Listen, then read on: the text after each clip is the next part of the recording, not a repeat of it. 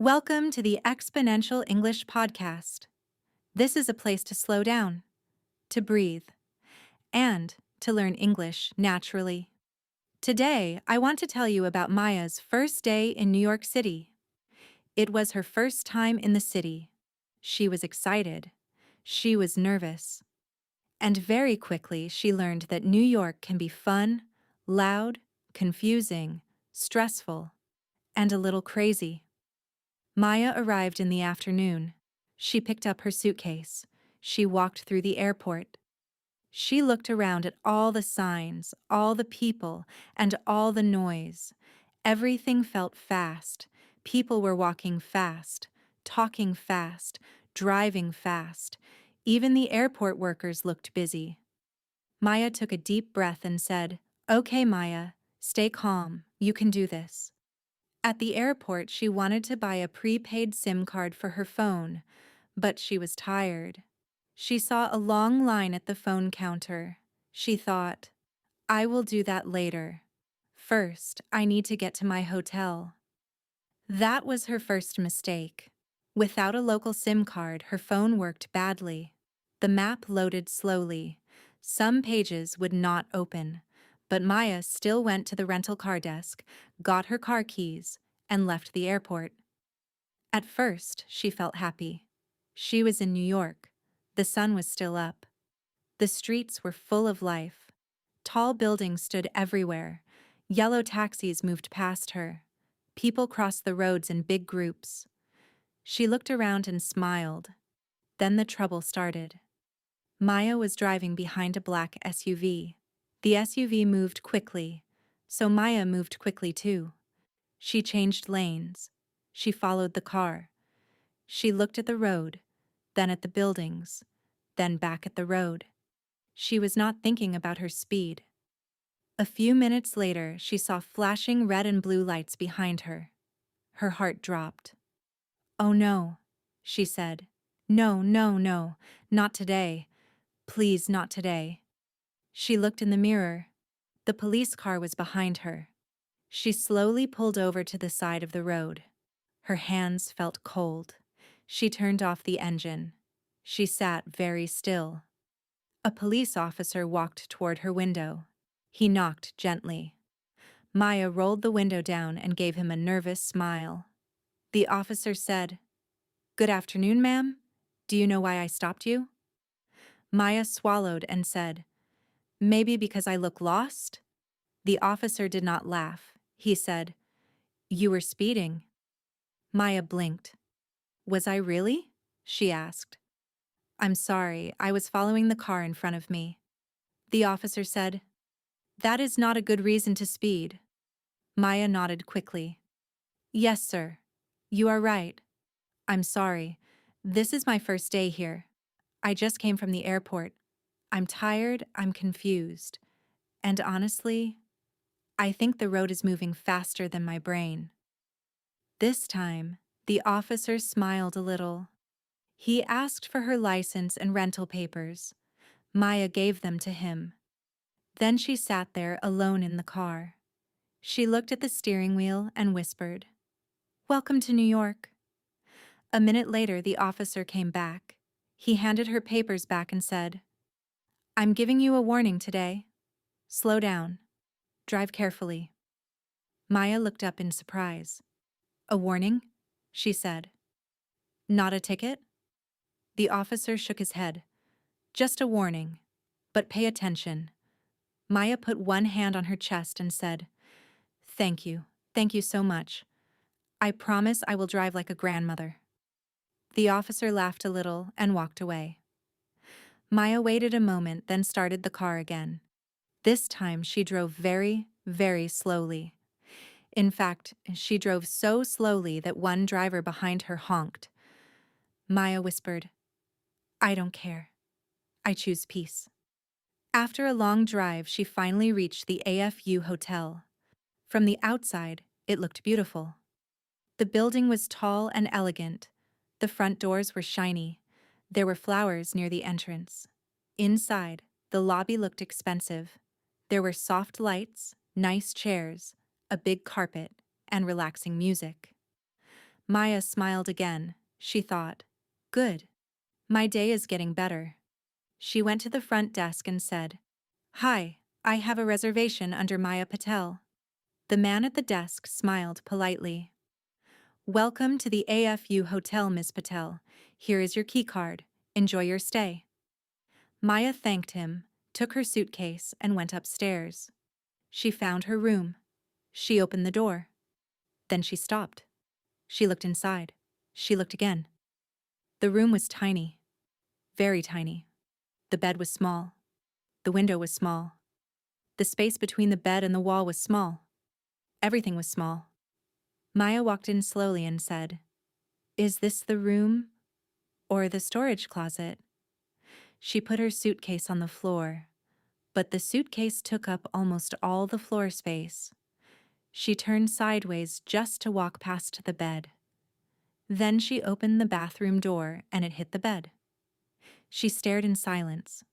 After a few seconds, she said, No, absolutely not. Maya went back downstairs to the front desk. She tried to stay calm. She smiled, but only with her mouth, not with her eyes. She said, Hi, I just checked in. I think there may be a mistake. The man said, What seems to be the problem? Maya said, The room is very small. He gave a professional smile and said, Our city rooms are cozy. She changed into comfortable clothes. Then she looked at the room service menu. There were many choices: soup, salad, pasta, chicken, fish, dessert. But Maya was too tired to think too much. She picked up the phone and called room service. A cheerful voice answered, Good evening. Room service. How may I help you? Maya said, Hi, I would like to order dinner. Of course, what would you like? Maya looked at the menu and said, I'll have the steak, please, medium, and mashed potatoes, and vegetables. Very good. Anything to drink? Maya thought for a second. Yes. Sparkling water. A lot of it. Today has been dramatic. The man laughed softly. Anything else? Maya looked at her wrinkled clothes. Actually, she had another problem. She said, Yes. I also need dry cleaning. Is that possible? Of course, he said. Please place your clothes in the laundry bag in the closet. Someone will collect them shortly. Maya opened the closet. There was a small bag hanging inside. She said, Great. Thank you. Also, how long will the steak take? About 30 minutes. Maya lay back on the bed and said, Perfect. If I fall asleep before it arrives, please bring me back to life first. About half an hour later, there was a knock on the door. Dinner had arrived. The tray looked amazing. Maya nodded slowly. Yes, cozy. That is one word for it. Another word is impossible. The man looked at his computer. I'm sorry, ma'am, but that is the room type you booked. Maya leaned closer and said, Listen, I am not asking for a palace. I just want a room where I can open my suitcase and also continue living. The man pressed his lips together, trying not to laugh. He typed for a moment. Then he said, Let me see what I can do. Maya waited. A woman next to her was arguing about towels. A man behind her was asking for extra pillows. Someone's child was crying in the lobby. Maya closed her eyes and thought, This hotel is a full movie. Finally, the man looked up. Good news, he said. We can move you to another room. It is larger. Maya smiled with real happiness this time. That is wonderful, she said. Thank you. She got a new key card and went upstairs again. The second room was much better. It had more space, a bigger bed, a chair by the window, a desk, a proper bathroom. Maya walked in and said, Yes, this is a room. I knew it. I'm not crazy. She laughed, placed her bag on the chair, and sat on the bed. Then she noticed something strange. The room felt hot, very hot. At first, she thought maybe she was just tired. She walked to the air conditioner and turned it on. Nothing happened. She pressed the button again. Still nothing. She stood there for a moment and said, "No, please, don't do this to me." She tried different buttons. She waited. She put her hand in front of the vent. No air. She picked up the phone and called the front desk. "Hi," she said. "It's Maya in room 814. I think the air conditioner is broken." The front desk said, "We're sorry, ma'am. We'll send someone up." A man arrived 10 minutes later. He looked at the machine. He pressed 2 buttons. He bent down. He listened. Then he stood up and said, "Yes, it is broken." Maya stared at him. "Yes," she said. "I also had that feeling." The man nodded seriously and left. A few minutes later, the front desk called. "Ms. Patel, we are very sorry. We need to move you to another room." Maya laughed, but it was the tired kind of laugh. "A third room?" she said. "Am I collecting hotel rooms today?" The woman on the phone said, "We truly apologize. To make up for the inconvenience, we would like to offer you a free dinner and access to the spa." Maya sat up straight. "A free dinner?" she said. "Yes, ma'am." "And spa access too?" "Yes, ma'am." Maya paused for 1 second and said, "You know what? I forgive everybody." The third room was finally perfect. It was cool, quiet, clean. The bed was soft. The lights were warm. Maya stood in the middle of the room and said, "Please let nothing else break. I am not moving again unless the building is on fire." She took a shower. The steak smelled wonderful. The potatoes were hot and creamy. The vegetables looked fresh. There was even bread with butter. Maya smiled and said, "Okay, this day may still have a happy ending." She ate slowly. With each bite, she felt more human again. Then another hotel worker came for the dry cleaning. Maya handed him the bag and said, "Please save these clothes. They have suffered enough." After dinner, Maya went down to the spa. It was quiet and peaceful. Soft music played in the background. The lights were low. There was a calm smell in the air. Maya sat down, closed her eyes, and finally relaxed. But then she remembered something important. Her phone still did not work properly. She still had no prepaid SIM card. Without it, she could not use maps well. She could not call local numbers easily. She could not message people properly. She opened one eye and said, "I still need to fix that." The next morning, Maya decided to go back to the airport area because she had seen a phone shop there. She took a shuttle, then walked back into the terminal. This time, she went straight to the mobile service counter. A young woman smiled and said, "Hello, how can I help you?" Maya said, "Hi, I need a prepaid SIM card, please. Yesterday I was too tired, and now my phone and I are both struggling." The woman smiled and said, "No problem. Passport, please." Maya handed it over. The woman asked, "How long will you stay?" "About a week," Maya said.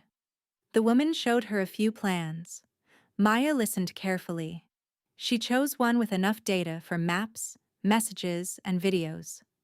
The woman installed the SIM card, typed a few things, and waited. A moment later, Maya's phone lit up. Signal bars appeared. Messages came in. The internet started working. Maya looked at the screen as if it were magic. "It works?" she said. "Yes," the woman said. "You're connected now." Maya smiled so wide that she looked like a child on her birthday. "You have no idea how happy this makes me," she said. She thanked the woman, stepped away from the counter, and opened her map. Everything loaded quickly. She sent a message to her friend. She checked her email. She looked up nearby places. Finally, she felt ready. Really ready. Now she could explore the city. Now she could move around without guessing. Now she could breathe. She stood in the airport for a moment and laughed. In less than 24 hours, she had been stopped by the police, warned for speeding, checked into a room the size of a box, moved to a second room with broken air conditioning, moved to a third room, earned a free dinner and spa visit, ordered steak through room service, sent clothes to dry cleaning, and returned to the airport just to buy a SIM card. It was not a calm first day. It was not an easy first day. But it was definitely a memorable first day. Maya looked out the window and said, "New York, you are a lot, but I think I'm ready for you now." Then she put her phone in her bag, lifted her head, and walked forward with a smile. And that was Maya's first day in New York City. Stressful, funny, chaotic, but also unforgettable. Sometimes travel does not begin with a perfect moment. Sometimes it begins with a warning from the police, a broken air conditioner, and a steak on a hotel tray. But in the end, those are the stories people remember. And for Maya, the adventure was only beginning. Before you go, remember this. You do not need to be perfect. You just need to keep going. Learning English is the same. Some days are easy, some days are slow, some days feel frustrating. That is normal. What matters is that you show up, you listen, you repeat, you try again. If you stay consistent, your English will grow. Slowly, naturally. This is exponential English. Small steps. Every day. Big change over time. Thank you for spending this time with me. Take a breath. And when you are ready, keep learning.